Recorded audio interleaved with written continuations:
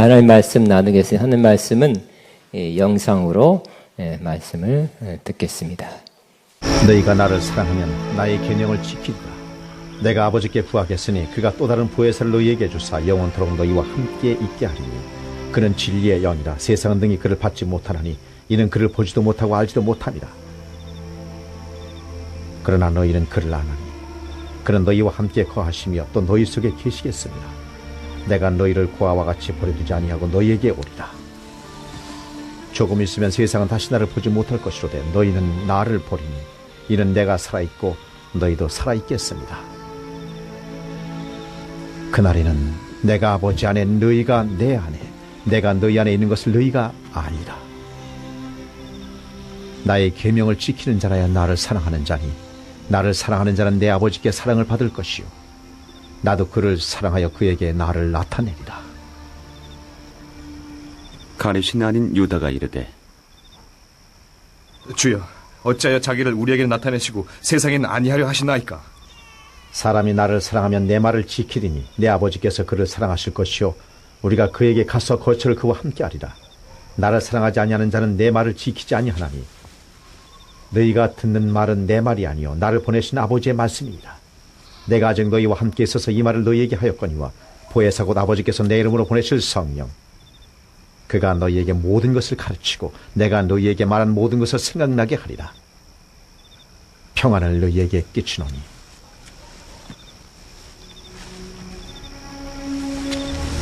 곧 나의 평안을 너희에게 주노라. 내가 너희에게 주는 것은 세상이 주는 것과 같지 아니한다. 너희는 마음에 근심하지도 말고 두려워하지도 말라. 내가 갔다가 너희에게로 온다 하는 말을 너희가 들었나니 나를 사랑하였더라면 내가 아버지께로 감을 기뻐하였으리라. 아버지는 나보다 크심이라. 이제 일이 일어나기 전에 너희에게 말한 것은 일이 일어날 때에 너희로 믿게 하려 함이라. 이후에는 내가 너희와 말을 많이 하지 아니하리니 이 세상에 임금이 오겠습니다. 그러나 그는 내게 관계할 것이 없으니 오직 내가 아버지를 사랑하는 것과 아버지께서 명하신 대로 행하는 것을 세상이 알게 하려 함이로라. 일어나라, 여기를 떠나자. 요한복음 강해 52번째입니다. 우리가 가서 거처를 그와 함께 하리라. 한번 시작. 우리가 가서 거처를 그와 함께 하리라는 제목으로 은혜를 나누겠습니다. 지난 주일에 우리는 보혜사 성령님에 대해서 말씀을 나눴습니다. 예수님께서 십자가에서 죽으시고 부활하시고 40일간 계시다가 하늘로 올라가셨습니다. 근데 올라가시기 직전에 중요한 약속을 했습니다. 그것은 바로 예수님과 똑같은 역할을 하는 보혜사 성령님을 우리에게 보내주신다는 약속입니다. 보혜사는 헬라어 파라크레토스라고 했습니다. 도움을 주시기 위해서 부름받아 곁에 계신 분입니다. 우리는 이 보혜사 성령님의 도움을 받을 수 있고 또 도움을 받을수록 우리는 승리하게 됩니다. 또 풍성한 열매 맺는 삶을 살게 되는 것입니다. 그래서 성령님은 다른 말로 보혜사를 우리 한문에는 은혜를 보존하는 분 이렇게 번역했지만 영어 성경은 여러 번역으로 여러 성경에서 번역하고 있는데 아마 제일 좋은 그래도 제일 조금 낫다는 단어가 헬퍼, 돕는이다 라고 생각됩니다. 또 스탠바이, 옆에 계신 분, 우리 곁에 늘 항상 옆에 계셔서 도와주려고 대기하고 계신 분, 이러한 뜻으로 번역해 놓고 있습니다. 또 어떤 성경에는 힘을 주시는 분, 우리 성령님께서 우리 연약할 때 힘없을 때 힘을 주십니다. 또 우리의 사정을 들으시고 좋은 것을 알려주시는 상담자, 카운셀러라고 번역하고 있습니다. 또 우리를 위해서 하나님 앞에서 날마다 변호하시는 그러한 대언자, 변호자로서 에드버키트라고 번역하고 있습니다. 또 우리를 위해서 날마다 중보하시는 중보자로 그렇게 번역하고 있습니다. 제일 하나만 남는다면, 하나만 여러분 기억에 남는다면 여러분 헬퍼, 돕는 이가 제일 좋지 않겠나 생각됩니다. 우리 곁에 오셔서 항상 우리 여러모로 우리를 도와주시는 분, 도우시는 분이 바로 우리 안에 계신다는 것을 늘 의식하게 사시게 되기를 바랍니다. 이 보혜사 성령님이 우리에게 오시면 우리 부모 없는 사람, 가정이 없는 사람, 그와 같은 그런 마음을 가지고 살지 않게 된다고 18절에는 그렇게 약속합니다. 우리가 때로 혼자다, 썰렁하다, 공허하다, 고독하다 하는 마음을 가질 때가 있습니다. 그러나 성령 충만하면 그런 마음을 많이 그럴 수가 있어요. 그러나 하나님의 그런 마음을 없게 하기 위해서 성령님으로, 보혜사 성령님으로 충만케 해 주시는 것입니다. 결국 성령님이 우리를 도와주시 않는다면 우리는 신앙생활을 제대로 할 수 없는 것입니다. 또 성령님이 도와주시 않으면 사역자라면 주님의 사역을 제대로 할 수 없습니다. 오래된 얘기지만 미국에 이런 속담이 있다고 들었습니다. 어떤 사람에게 좀 나쁜 말 할 때, 약간 저주스러운 말을 할 때 이런 말을 했다고 합니다.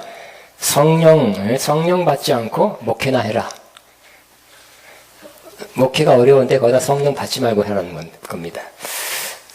좀 우습죠? 그러니까 성령 충만 받지 않고 성령 충만하지 않는 상태에서는 목회를 그렇지 않은데 어려운데 절대 할 수 없다는 것. 너무 힘들고 불가능한 일을 하는 거라는 그런 말씀입니다. 그러므로 우리는 성령으로 살아야 됩니다. 또 성령으로 행해야 됩니다. 그리고 성령으로 사역해야 하는 것입니다. 그렇지 않으면 아무 열매가 없게 되는 것입니다. 근데 오늘 우리가 읽은 본문은 더 나갑니다. 더 나가서 성령께서 우리 안에 오시면 또 우리 안에서 어떤 역사를 이루시는가에 대해서 더 깊은 말씀을 말씀해 주고 있습니다. 오늘 19절에는 성령님은 우리 안에서 주님을 보게 하신다고 말씀합니다. 우리 19절 같이 있습니다. 조금 있으면 세상은 나를 보지 못할 것이로되 너희는 나를 보리니 이는 내가 살아있고 너희도 살아있겠음이라 그랬어요. 이 말씀은 바로 예수님이 곧 재림에 오셔서 눈으로 예수님의 재림을 제자들다 보게 될 것이다. 이렇게 말씀한 것은 아닙니다. 예수님이 오시는데 어떻게 오신다고요? 오시긴 오신다고 말씀합니다. 성령으로, 다른 표현으로 그리스도의 영으로 오신다고 말씀하고 있는 것입니다. 로마서 8장 9절에는 성령님을 하나님의 영이라고도 말씀하고 또 바로 이어서 그리스도의 영이라고 말씀하고 있습니다. 예수님이 지금 어디 계십니까? 하나님 보좌 우편에 계시죠? 그런데 예수님이 다시 오신단 말은 육신으로 다시 오시는 그 재림을 말하는 것이 아니라 그리스도의 영으로, 즉 성령으로 우리 안에 들어오신다는 말씀입니다. 세상은 볼 수 없다 그랬어요. 눈으로 항상 봐야 되니까. 그러나 우리는 육신의 눈뿐만 아니라 영의 눈이 있죠. 마음의 눈이 있죠. 주님이 오신 것을 보는 듯 하든 봤다고 말할 수 있는 그런 은혜를, 성령의 은혜를 받게 된다는 것입니다. 여러분, 성령님이 여러분 안에 들어오신 것을 보셨습니까? 보아야 되는 것입니다. 또 느껴야 되는 것입니다. 알고 있어야 되는 것입니다. 성령님이 내 안에 들어왔다. 나는 마음으로 보았습니다. 마음으로 느낍니다. 마음으로 알고 있습니다. 이렇게 고백을 반드시 해야 하는 것입니다. 그리고 또 성령님을 통해서 주님을 봐야 할 것입니다. 그 다음에 우리는 성령님은 바로 우리로 하나님과 하나 되게 하신다고 말씀합니다. 자, 20절입니다. 그날에는 내가 아버지 안에, 너희가 내 안에, 내가 너희 안에 있는 것을 알리라. 우리는 대부분의 사람들이 그렇습니다. 하나님이 어디 계십니까? 믿지 않는 사람은 아예 하나님 없다 그러죠. 또 좀 철학 좀 하는 사람들은 불가지론이라 그랬어요. 불가지론자, 즉 하나님이 계신지 안 계신지 우리는 알 수 없다. 증명할 수도 없다. 이렇게 말하는 사람도 있습니다. 또 하나님이 계신다는 것은 믿는데 저기 하늘에 계신다. 이렇게 말하는 사람도 있을 것입니다. 그러나 보혜사 성령이 오면 우리 안에 성령이 오셨고 또 예수님이 하나님 아버지 안에, 우리가 주님 안에, 주님이 우리 안에 있는 것을 알게 된다고 말씀합니다. 그러므로 하나님은 멀리 계신 하나님이 아니라 가까이 계신 하나님, 가까이 들어와 계신 하나님, 이 삼위일체 하나님과 우리가 하나 된다, 연합된다는 것을 말씀하고 있는 것입니다. 삼위일체 하나님이 내가 또 거기 연합에 들어간다. 놀라운 사실입니다. 그래서 우리는 이제 성삼위 하나님과 분리할 수 없는, 뗄 수 없는 존재가 되었습니다. 우리 선포하시기 바랍니다. 나는 성삼위 하나님과 하나 되었습니다. 그죠? 나는 성삼위 하나님과 하나 되었습니다. 그걸 느낀다니까요? 일단 우리가 주님이 성령을 들어오신 걸 느끼죠? 그래서 조금 더 있으면 내가 주님 안에 있네 하는 것도 깨닫게 되고요. 또 이 주님은 또 하나님 안에 계시네. 그래서 결국 성삼위 하나님과 연합된 것을 우리가 알게 된다는 것입니다. 놀라운 일입니다. 또 이 보혜사 성령님은 우리로 하여금 계명을 지키게 한다고 말씀합니다. 보혜사 성령님이 오시면 우리를 도와주셔서 주님의 계명을 지키게 합니다. 하나님의 계명을 지키는 일은 사실상은 매우 어렵습니다. 매우 어려운 정도가 아니라 불가능합니다. 계명은 참 좋습니다. 그래서 읽을 때, 들을 때 이렇게 지키며 살아야지. 아멘입니다. 그렇게 살겠습니다. 이렇게 대답할 수 있습니다. 그러나 구약 역사, 2000년 구약 역사를 볼 때도 이스라엘 백성은 계명을 먼저 받았습니다만 그 계명을 완전하게 지킨 사람이 한 명도 없다고 성경은 말씀하고 있습니다. 그렇지만 이제 보혜사 성령님이 오시면 우리를 도와서 주님의 계명을 지키게 한다고 말씀합니다. 계명을 지키는 자가 어떤 사람이냐? 오늘 말씀에는 주님을 사랑하는 자라고 말씀합니다. 주님을 사랑하는 것, 저와 여러분이 바라는 가장 한 가지일 것입니다. 그러나 주님 사랑합니다. 어떻게 나타날 수 있어요? 어떤 사람이 주님을 사랑하는 사람이라고 말씀합니까? 계명을 지키는 자가 주님을 사랑하는 자라고 말씀하고 있는 것입니다. 만일 내가 주님을 사랑한다 하고 말을 하고 노래하고 그렇지만 계명을 지키지 않는 삶을 산다면 그것은 거짓말이라고 말씀하고 있습니다. 그가 주님을 사랑한다는 말은 거짓말이고 맞지 않다고 말씀하고 있는 것입니다. 이 계명은 신구약에 나타난 모든 계명, 612가지 구약의 계명, 이 모든 것을 다 말씀하는 것이 아니라 우리 주님이 새롭게 말씀하셨어요. 이 모든 것을 아우를 수 있는, 포함할 수 있는 한 계명만 주셨죠. 바로 그것이 새 계명입니다. 예수님께서 바로 13장에서 말씀했습니다. 새 계명을 너에게 주노니 서로 사랑하라. 내가 너희를 사랑한 것 같이 너희도 서로 사랑하라. 우리가 서로 사랑하는 것이 새 계명이랍니다. 예수님이 사랑한 것처럼 우리가 서로 사랑하는 것이 새 계명이라고 말씀합니다. 사랑의 계명입니다. 612가지를 다 외우고 알고 그중에 하루에도 몇 번 어기죠. 몇 번째 어기고 몇 번째 어기고 일생 동안 쌓으면 굉장합니다. 수천 가지 계명을 어기게 됩니다. 그런데 예수님은 아주 간단하게 사랑의 계명만 주신 것입니다. 그런데 이 사랑의 계명은 한 가지 계명이 아니라 구약에 나타난 모든 계명을 다 포함하는, 이 사랑의 계명만 지키면 다 지키게 되는 그러한 총체적인 그러한 계명이라고 말씀합니다. 로마서 13장 9절 10절에 있습니다. 간음하지 말라, 살인하지 말라, 도둑질하지 말라, 탐내지 말라. 10계명 중에 있는 말이죠. 한 것과 그 외 다른 계명이 있을지라도 내 이웃을 내 몸같이 사랑하라 하신 그 말씀 가운데 다 들었느니라. 다 들어있대요. 일일이 보고서 외우고 마음에 새기고 지키려고 노력하면 안 된다니까요. 근데 아가페적 진실한 사랑을 하면 이 모든 구약의 말씀 계명을 다 지키게 된다는 것이. 사랑은 이웃에게 악을 행하지 아니하나니 그러므로 사랑은 율법의 완성이니라. 따라 사랑은 율법의 완성이니라. 네, 근데 이 마태복음에는 또 다른 표현으로 우리에게 말씀하고 있습니다. 예수님을 책잡으려고 율법학자가 물어봤습니다. 어떤 계명이, 구약의 많은 계명인데 어떤 계명이 가장 큽니까? 예수님 대답하시되 내 마음을 다하고 목숨을 다하고 뜻을 다하여 주 너의 하나님을 사랑하라 하셨으니 이것이 크고 첫째 되는 계명이요. 둘째도 이와 같으니 내 이웃을 내 자신과 같이 사랑하라 하셨으니 하나님 사랑, 이웃 사랑입니다. 이 두 계명이 온 율법과 선지자의 강령이니라. 구약을 율법과 선지자로 나눌 수 있어요. 율법과 선지자는 구약 전체입니다. 강령, 요약이다, 총합이다는 뜻입니다.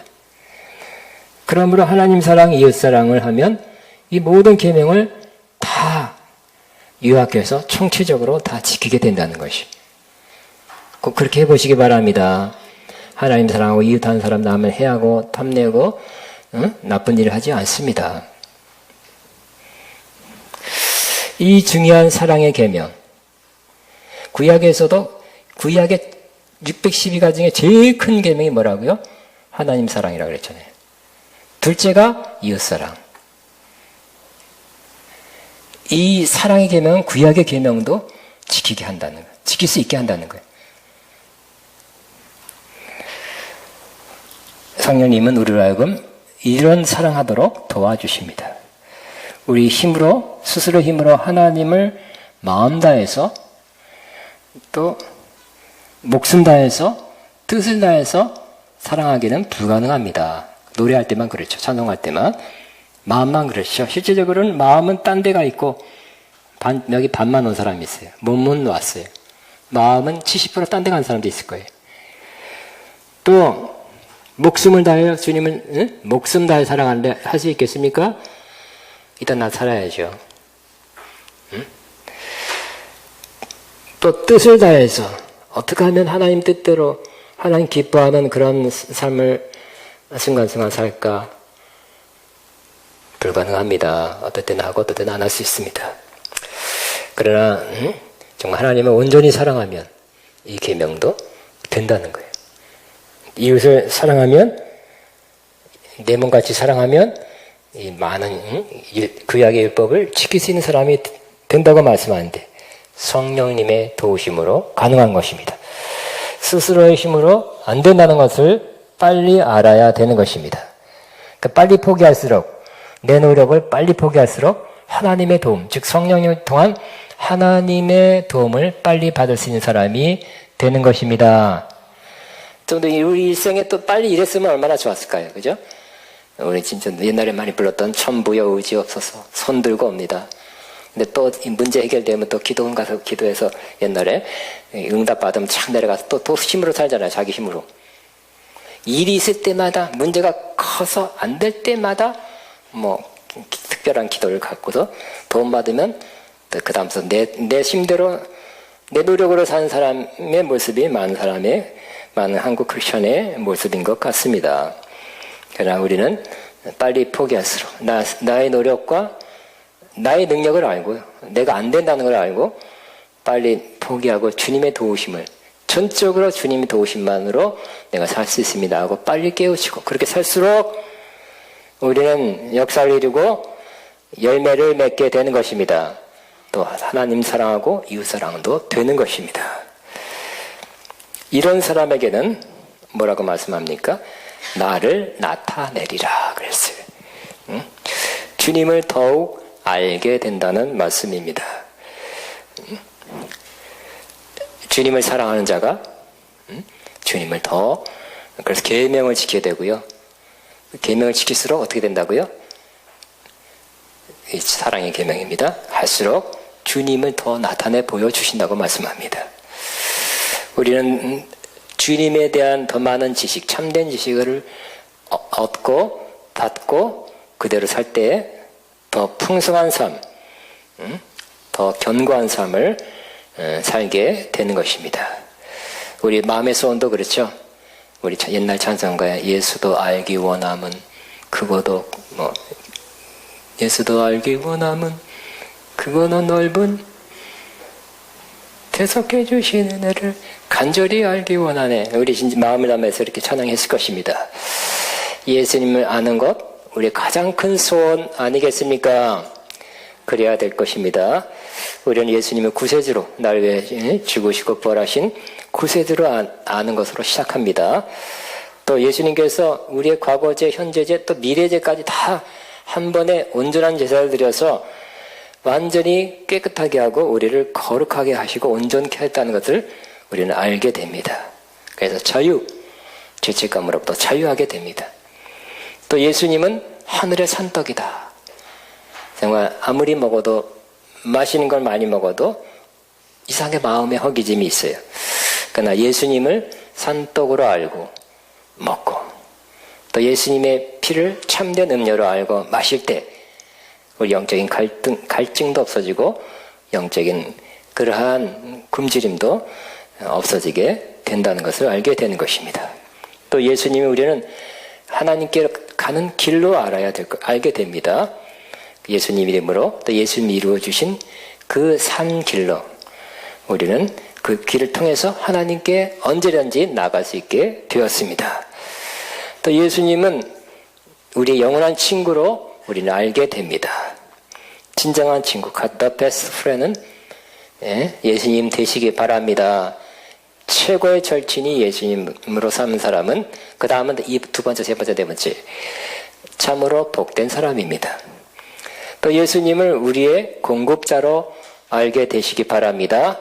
먼저 그 나라와 그 일을 구하라. 그리하면 이 모든 것을 너에게 더하시리라. 주님이 더해주신대요. 먹고 사는 걸 더해주신다고 말씀합니다. 믿어야 되지 않겠습니까? 그 나라 그 일 먼저 구하면 먹고 사는 문제 주님이 책임져 주신대요. 믿고 해보지 않겠습니까? 또 예수님을 우리 영혼의 신랑으로 알아야 돼. 가장 사랑하는 분, 가장 기다리는 분, 또 그날 혼인식을 기다리는 그 신부의 마음으로 이 땅을 살아간다면 가장 큰 사랑, 가장 정결한 사랑을 주님께 쏟으면서 사랑의 교제를 이루며 산다면 그 사람은 행복한 사람입니다. 사랑할 때 가장 행복하죠? 사랑할 때 가장 행복했었었죠? 그보다 더 큰 행복을 주님의 사랑으로부터 우리가 80대도 사랑할 수 있어요. 할렐루야. 우리가 젊은 20, 30대 사랑 그때 뜨거웠다. 좋은 거였습니다만 더 큰 사랑, 더 깊은 사랑을 주님과 90대도 누릴 수 있다는 거 기억하시고 이 주님에 대한 사랑이 더욱 깊어지기를 바랍니다. 또 우리는 예수님을 우리를 위해 싸우시는 군대 장관으로 아시기 바랍니다. 또 예수님을 심판자로 알아셔서 믿지 않은 사람은 백보자, 하얀 보자, 헌법재판소보다 더 재판관보다 더 많은 천사 장급이 예수님 중앙에 있고 믿지 않은 사람을 다 신문하고 다 아마 비춰줄 거예요. 죄 지은 거 다 비춰주면서 그러니 네가 이렇게 행했으니 영원한 불못에 들어가라. 합당합니다 하고 찍소리 못하고 거기를 뛰어가게 될 거예요. 창피해서라도. 그러나 우리 믿는 자는 그 심판대가 아니라 그리스도의 심판대, 시상대에 우리를 오게 하사 우리가 이 땅에서 행한 대로 갚아주시는, 상 주시는 주님으로 우리가 알게 되기를 바랍니다. 우리가 이 땅에서 열심히 살아갈 이유, 가장 큰 이유 중에 하나가 이거 아닐까요? 이 땅에서 열심히 살아서 또 정말 사랑하고 사랑을 말로, 몸으로, 마음으로만이 아니라 행함과 진실함으로 행해서 주님 보시는 이 계명을 행할 때 주님이 희생한 것들, 또 자기를 위하지 않고 남을 위한 것들을 섬긴 것들, 봉사한 것들을 주님 보시고 반드시 행한 대로 갚아주리라는 말씀을 이루어 주실 것입니다. 이처럼 우리는 예수님을 계속 더 알아가게 되는 것이 우리의 견고한 삶을 살게 하는 중요한 요건입니다. 예수님을 더할수록 우리는 풍성한 삶 살게 됩니다. 그러면 저도 지금도 마찬가지. 은혜 받고 40몇 년째인데 신학 공부한 지가 41년째. 그렇지만 아직도 주님을 다 모르고요. 제 가장 큰 소원 중에 하나가 주님을 더 아는 거. 주님을 머리로 뭐 책은 많이 읽었어요. 그치? 이게 아니라 마음으로 아는 거. 응? 그것이 제 가장 큰 소원 중에 하나입니다. 근데 성령님이 오시면 또 성령님이 오셔서 그냥 오시고 가만 계시게 하시면 안 되죠. 성령님의 도움을 자꾸 구하는 삶을 사시고 성령님이 우리 안에서 역사하도록 일하시도록 자꾸 해야 되겠죠. 그 때를 아까 말한 거 도와주시고 힘주시고 상담해 주시고 상담은 들어주고 말해주는 거죠. 하나님 앞에 다 쏟아서 상담하시고 최고의 상담자 상담학 박사 성령님이 우리 안에 계셔서 마음을 쏟아 상담하시기 바랍니다. 길게 상담해도 괜찮아요. 세상 유명한 상담자 딱 시간 정해 20분 얼마 유명한 사람은 그래요. 주님을 상담자로 알고 이 모든 하나님을 성령님으로 하여금 우리 안에서 일하게 하시고 역사하게 하시는 것이 필요합니다. 그러면 어떻게 된다고요? 계명을 지키게 인도하시고요. 힘주시고 그 다음에 어떻게 한다고요? 예수님을 더 알게 하신다고 말씀합니다. 그처럼 성령님으로 하여금 예수님을 더 알게 되는 내가 내 지성으로 예수님에 관한 책을 500권 읽을 수 있어요. 예수님 하면 착 꿰을 수 있어요. 그렇지만 성령님을 통해서 아는 예수님은 그보다 훨씬 더 뛰어난 것입니다. 더 수준이 높은 거예요. 지식으로 한 것은 환난, 시험, 역경험은 슉 날아가요.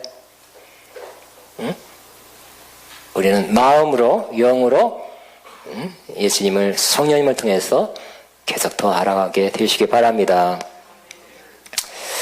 또 아주 놀라운 것은 바로 우리가 성령님이 오시면 성령님 혼자 오신 것이 아니라 삼위일체 하나님이 우리 안에 오신 것이란 것을 알게 하십니다. 자, 특별히 주님을 사랑하고 주님의 말씀을 지키며 계명을 지키며 산 사람에게는 그것이 더 리얼해져요. 성령님만 받았다. 지금 예수님이 어디 계세요? 하나님이 어디 계세요? 하늘에 계시죠. 예수님이 어디 계세요? 하나님 보좌 우편에 계시죠. 그렇지만 또한 내 안에도 삼위일체 하나님이 함께 오셔서 거처를 함께 할 것이라는 약속이 내 안에서 이루어지는 것을 보게 된다는 것입니다. 23절입니다. 같이 읽습니다. 시작. 사람이 나를 사랑하면 내 말을 지키리니 내 아버지께 그를 사랑하실 것이요. 사랑받아요. 우리가 그에게 가서 거처를 그와 함께 하리라. 저는 이 말씀을 이전에 읽고서 깜짝 놀랐죠. 우리가 그에게 가서 거처를 그와 함께 하리라. 성령의 도우심으로 주님의 계명을 지키는 자, 사랑하고 지키는 자는 우리가 삼위일체 하나님이 함께 오신다는 거예요. 성령님만 오신 게 아니라. 와, 놀라지 않습니까? 우리가라는 표현을 제가 두 군데서 우리가 잘 아는 두 군데서 이 우리가란 말이 언제 쓰였는가를 함께 나눕니다. 창세기 1장 26절에 하나님께서 인간을 창조할 때 어떻게 말씀하셨냐면 하나님이 이르시되 우리의 형상을 따라 우리의 모양대로 우리가 사람을 만들고 그로 하여금 다스리게 하자 그랬어요. 그때 우리입니다. 하나님 혼자 하는 것이 아니라 삼위일체 하나님이 함께 창조했기 때문에 인간을 우리가라는 표현을 썼어요. 창조, 온 우주의 창조 또 우리의 창조도 삼위일체 하나님이 함께해서 창조해 내셨습니다. 또 하나 우리가라는 표현을 할 수 있는 것이 바로 지금 하늘 보좌가 그렇다는 거예요. 요한이 하늘 올라가서 이리로 올라가라는 말씀을 듣고 하늘 올라갔죠. 하나님 보좌를 봤어요. 하나님 계신 보좌를 봤어요. 하나님이 어떤 형상 모양으로 생긴 건 아니시고요. 보좌가 계신다는 걸 알 수는 있지만 형상이 있는 것이 아니라 파란 벽옥, 홍보석, 빨간 또 무지개가 있는 어떤 계신다는 것은 영으로 알겠는데 그냥 보석빛 같은 파랗고 빨갛고 무지개가 있는, 본다면 영의 눈으로 봐도 그렇게밖에 안 보이는 거예요. 그러나 계셔요. 하나님이 보좌에 거기 계신다. 근데 거기는 빨갛고 파랗고 무지개예요.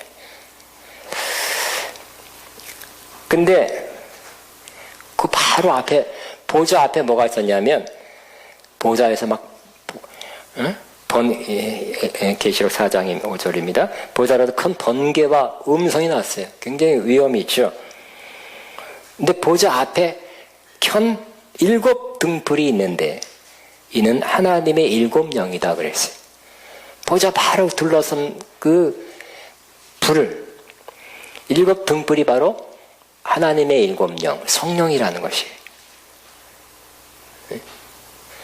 또 예수님은 어디 계시냐? 5장 6절에는 내가 보니 보좌와 내 생물과 장돌 사이 한 어린 양이 서 있는데, 그때는 어린 양의 모습 했고요. 에베소에서는 하나님 보좌 우편에 앉으셨느니라 그랬어요. 그때 그때 그 두루마리를 떼기 합당한 자로서 내려와서, 보좌에서 내려와서 그렇게 받으신 것입니다. 즉 하나님은 삼위일체 하나님이라는 게 역력히 우리에게 나타내 보여지고 있습니다. 우리가 사람을 만들자, 우리의 모양대로 만들자. 하나님 보좌에 갔더니 삼위일체 하나님으로 존재하세요. 굉장합니다. 근데 오늘 뭐라고, 23절에 뭐라고요? 사람이 나를 사랑하면 내 말을 지키리니, 그런 사람에게는 아버지의 사랑을 받을 것이고, 또 우리가 그에게 가서 거처를 그와 함께 하리라 그랬어요. 우리가 그에게 가서 거처를 함께 하리라. 와, 보혜사 성령님 받았습니까? 다 옛날에 받았죠? 성령 받으셨죠? 성령님만 받은 것이 아니에요. 성령 안에 주님이 오셨고 하나님이 계신 거예요. 그리고 이 성령님의 도우심으로 주님을 사랑하고 또 주님의 계명을 지킬수록 이 삼위 하나님께서 우리 안에 계시는 것을 더 명확히 분명하게 알고 느끼게 된다는 것입니다. 그렇게 되시기 바랍니다. 하나님 보좌 굉장한데요. 요한이 하늘에 가서, 근데 주님이 우리가 가서 거처를 함께 하리라는 약속이 우리 안에서 이루어진다는 것입니다. 그러니까 우리도 각 사람이 굉장한 하나님의 보좌예요. 성삼위 하나님께서 계신 보좌예요. 가장 귀한 것을 우리 안에 주셨습니다. 성삼위 하나님 우리가 모시고 삽니다. 그러니까 우리가 하나님의 성전이죠. 성삼위 하나님께 우리 안에 계신다는 거 정말 놀랍고 굉장하고 어떻게 표현할 수가 없습니다. 또 26절에는 보혜사 성령님은 우리에게 모든 걸 가르쳐주고 모든 걸 생각나게 한다 그랬어요. 지난 시간에 나왔습니다. 그래서 성령님이 오시면 가르쳐줘요. 깨닫게 해줘요. 알게 해요. 성경 말씀에 계속 새롭게 깨닫게 하시고 해석이 되고, 이런 뜻이었구나, 이렇게 말씀하는구나. 여러분 수준에 따라서 계속 여러분의 마음에서 가르쳐 주실 것입니다. 뿐만 아니라 세상에 돌아가는 것도 다는 아니지만 이런 거다, 진상을 알게 하세요. 성령님이 알게 하시면 그게 맞아요. 누구 어디선 이렇게 말하고 어느 신문에서 이렇게 말하고 딴 신문에 이렇게 말해도 이거다. 그러니까 정확한 안목을 성령님이 주셔서 진리, 진정한 팩트를 알게 하시는 분이 바로 성령님이세요. 꿰뚫어 아시기 바랍니다. 여러분 가정이나 사역이나 사업이나 모든 이 성령님이 알게 하셔야 돼요. 될 것이다, 안 될 것이다. 이 길이다, 저 길이다. 이거는 뭐다, 받아들여야 되는지 저항해야 되는지를 성령님이 알게 하십니다. 그 은혜가 꼭 있기를 바랍니다. 또 생각나게 한다 그랬어요. 그래서 여러분 이미 들은 말씀이 머리에서는 잘 안 나고 또 나이 드시니까 빡빡 생각 안 나죠? 그렇지만 마음에는 저장되어 있어요. 여러분 영혼에는 저장되어 있어서 필요할 때 생각나게 하셔서 그 말씀이 여러분을 이끌어가는 말씀이 될 것입니다. 성령님이 자주 말씀을 생각나게 해주시기를 바랍니다. 마지막으로 성령님은 평안을 주신다 그랬어요. 27절 같이 있으면 시작.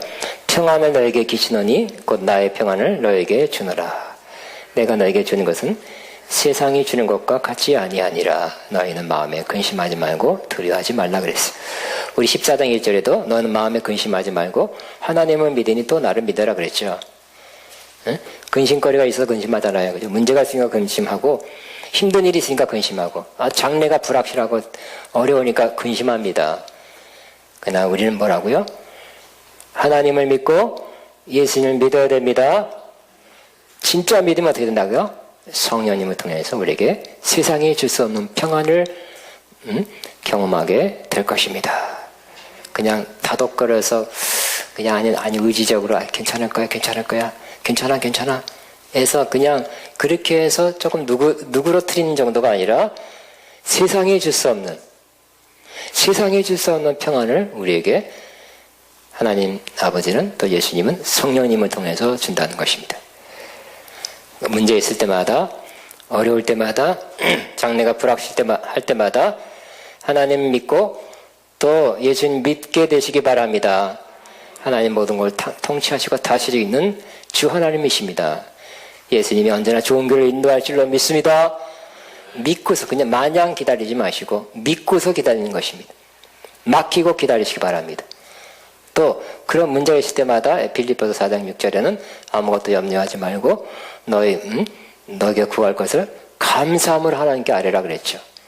우리는 불안해서 기도하는 것이 아니라 너무 힘들어서 뭐 그렇게 할 수도 있지만 감사함으로 하나님께 해결해 줄 걸 믿고 하나님께 맡기는 자, 기도한 자에게는 지각에 뛰어난 생각 이상의 이해할 수 없는 평강이 그 마음과 생각을 지켜준다 그랬어요.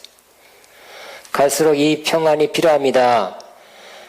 자꾸 생각이 돌아가잖아요. 이 계산이 되고 이렇게 되면 안 될 것이, 이렇게 되면 더 아플 것이다, 이렇게 되면 더 망할 것이다, 이렇게 되면 문제가 커질 것이다. 자꾸 생각은 뻔해요. 인생을 오래 살아갔기 때문에 이건 이렇게 될 것이다. 근데 주님이 주신 평안을 경험하면 지각에 뛰어난 하나님의 평안, 그 생각을 뛰어넘는, 그 예상과 관측을 뛰어넘는 그 평안을 주셔서 우리 생각과 마음을 지켜주신다고 말씀합니다. 꼭 이 경험하시기 바랍니다. 평안한 자가 승리하는 것입니다. 그죠? 운동선수도 침착해. 응? 서두르지 마. 응? 편안한 마음 가져. 운동선수 이기잖아요. 평안해야 공부도 잘 되고, 평안해야 좋은 아이디어도 떠오르고, 평안해야 건강하시고 하고. 우리는 갈수록 염려, 근심, 걱정, 두려울 거리가 많은 자꾸 하나씩은 더해지는 시대에 우리가 이미 살고 있습니다. 우리는 하나님 믿고 예수님 믿읍시다. 그 문제거리를 주님께 감사함으로 맡깁시다. 그리하면 지각에 뛰어난 하나님의 평강이 너의 마음과 생각을 지키리라. 이걸 경험하지 않으면 승리할 수가 없어요. 그냥 이 말씀을 그대로 진행하면 승리하는 삶을 살게 될 것입니다. 문제와 어려움을 이겨내게 될 것입니다. 왔다가도 조금 힘들게 하다가 휙 또 지나가게 될 것입니다. 성령님이 우리로 하여금 이 모든 것에 승리하도록, 이기도록 도와주시려고 이미 우리 곁에 와 계십니다. 우리 안에 와 계십니다. 우리의 힘을 딱 빼고 힘 빼 하는 것처럼 힘 빼고 주님이 나타나도록 하셔서 승리와 열매를 맺기를 주의 이름으로 축복합니다. 아멘. 우리 찬양하겠습니다. 아까 처음에 불렀던 빈들의 마른 풀가지 찬양하면 우리 오늘 시간에는 성령님 충만히 받는 거, 다시 한번 성령님 충만해서 성령님으로 살아야 돼요. 어쩌다가 성령님 구하지 마시고 빈들의 마른 풀가지 찬양하면서 성령님 내 안에 다시 충만히 임하옵소서 하는 사모하는 마음을 주님 앞에 올려드리고 성령 충만받는 시간 되기를 바랍니다.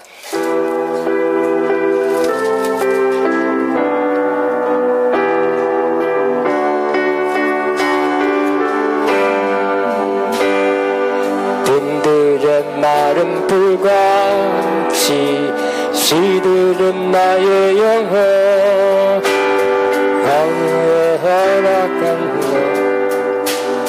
간절히 기다리네 강으로 메마른 땅에 단비를 내리시듯 성령의 단비를 부어 새 생명 주옵소서 반가운 빗소리 들려 산천의 춤을 추네 덤비려 내리는 성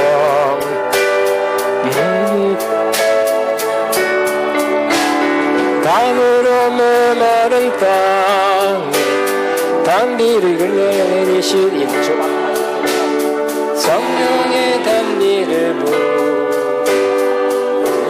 저가 바뀌었고 3절 이거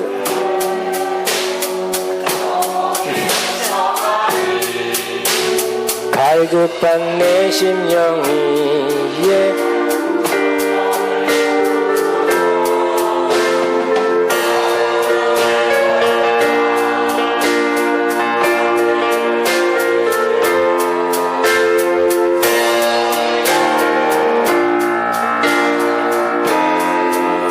우리 한번 여기 아까 처음 불렀던 찬양이 G 코드를 좀 낮게 불러서 저도 막 처진 것 같아요. 그래서 또 더 간절함을 갖기 위해서 좀 높였어요. 이 찬양을 원래 이 키로 하겠습니다. 예, 우리가 옛날에 우리는 많이 불렀죠. 근데 이게 우리나라 곡이 아니라 그 외국 무슨 곡이지? 근데 저희가 신학대학 때 우리가 체프 시간에 이 찬양을 했는데 그 나라 사람이 와서 참여하고 굉장히 감동되었다고 그거 찍어가지고 그 나라에다 방송을 했어요. 텔레비에다가. 그런 기억이 납니다. 빈들의 이거 잠깐만요. 요 작곡자가 덴마크가 대단한 사람인데 우리 빈들의 다시 한번 말하면 간절한 기도의 마음으로 빈들의 마른 불같이 시들은 나의 영혼 주님이 약속한 성령 안녕히 기다리네 강으로 메마른 땅에 단비를 내리시듯 성령의 단비를 부어 새 생명 주옵소서 반가운 빗소리 들려 천천히 춤을 추네 럼피러 내리는 성령 내게로 주옵소서 강으로 메마른 땅에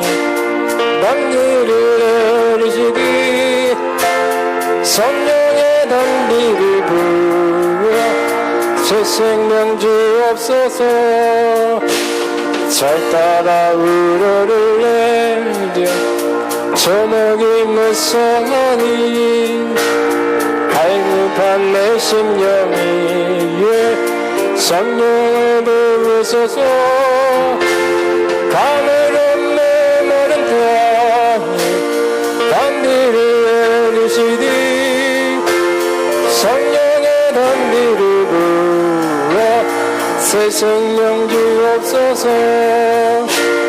참되신 사랑의 언약 어길 수 있어오랴 오늘의 흡족한 은혜 있을지 믿습니다 가을은 메마른 땅에 단비를 내리시듯 성령의 단비를 부어 새 생명 주옵소서 아버지 기도할 때 주님 성령 오신 주님 감사합니다. 다시 충만히 지으시고 이제 성령이 이끄는 삶 성령의 도움으로 사는 삶 성령의 능력으로 성령의 평안으로 사는 삶 성령이 가르쳐주시는 그것을 받고 따라가는 삶 살게 앞서서 하고 주여만 하고 기도합니다. 주여 샤카마마마마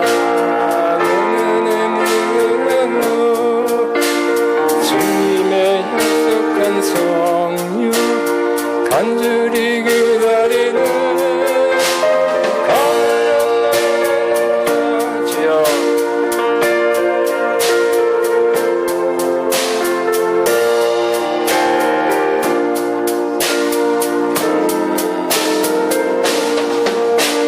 남가운 빗소리 들려 산천이 춤을 추는 눈길어 내리는 성령 내게 더 주옵소서.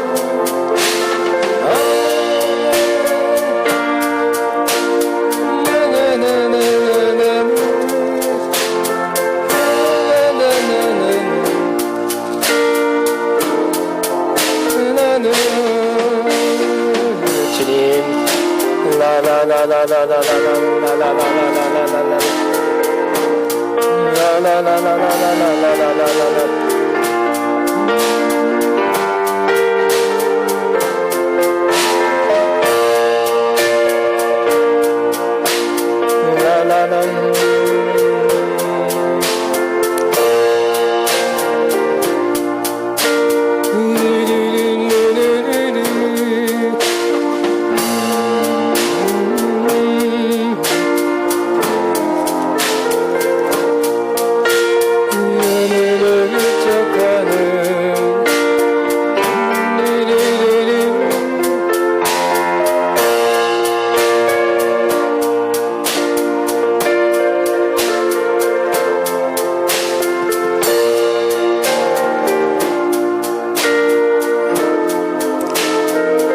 아멘, 아멘. 우리 시간에는 하나님의 예물 헌금 믿음으로 기쁨으로 드립니다. 우리 190 찬송가 191장 내가 매일 기쁘게, 이 가사가 더 밝고 힘있고 정말 우리가 오늘 말씀드린 거 그들의 것을 더 나타낸다고 생각되어집니다. 내가 매일 기쁘게, 가사를 잘 생각하시기 바랍니다.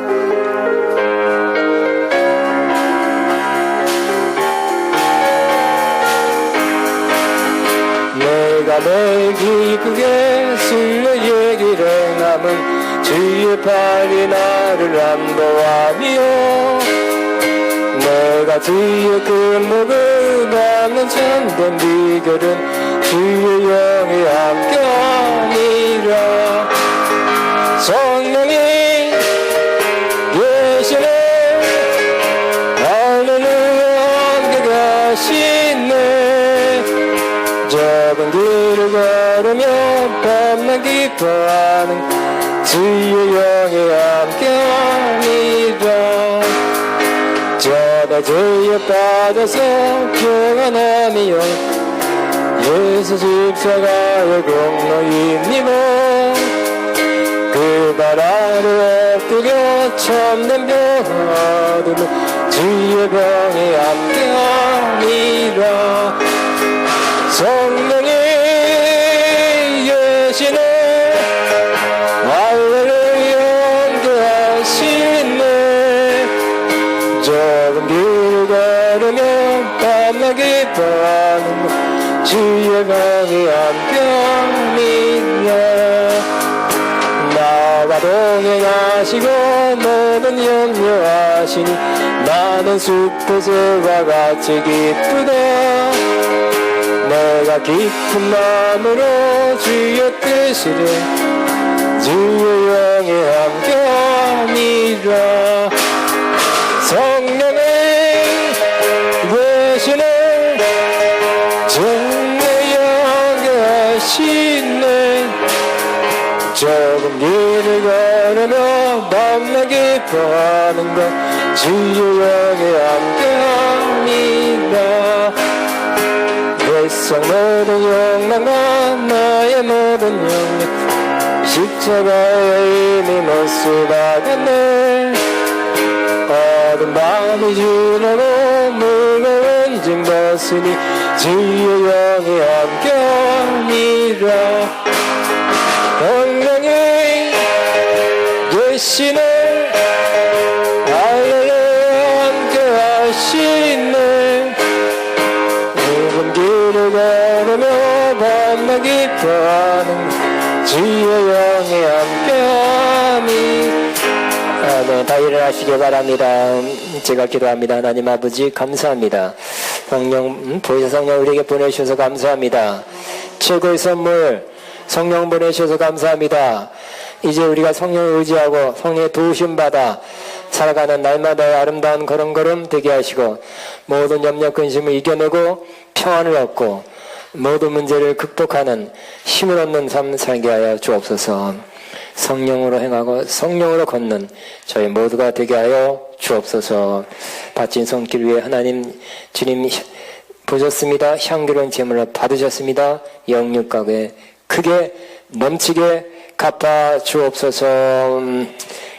이제는 우리 주 예수 그리스도의 무한하신 은혜와 하나님 아버지의 극진하신 사랑하심과 성령님의 교통, 인도, 충만, 새 기름 부어진 역사가 너 성령과 함께 또 성령을 의지해서 도움받아 살기로 작정하는 성령과 함께 평생 살아가기로 마음먹은 모든 하나님의 자들 위해 이들의 앞날 위해 사업 위해 가정 위해 사역 위해 이제부터 영원토록 함께 하시옵기를 축원합나이다. 아멘.